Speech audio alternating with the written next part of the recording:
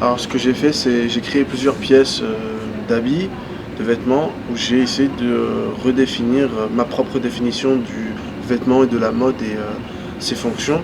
Donc moi, pour moi, j'ai toujours vu le vêtement comme son rôle principal, ça a toujours été l'esthétique. Mais ici j'ai essayé de découvrir des nouvelles fonctions.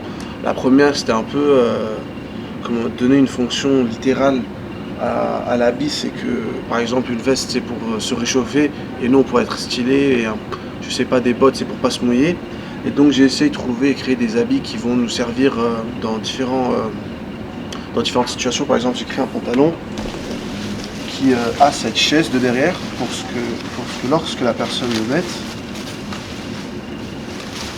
voilà,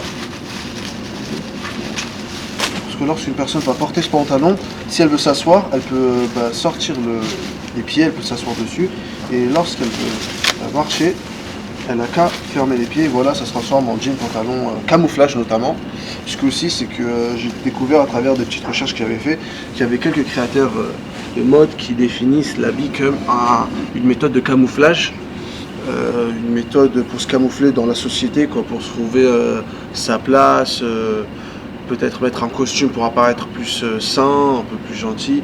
Bon, celle-là ne peut pas clairement se voir, mais en gros, c'est un t-shirt qui a trois buts.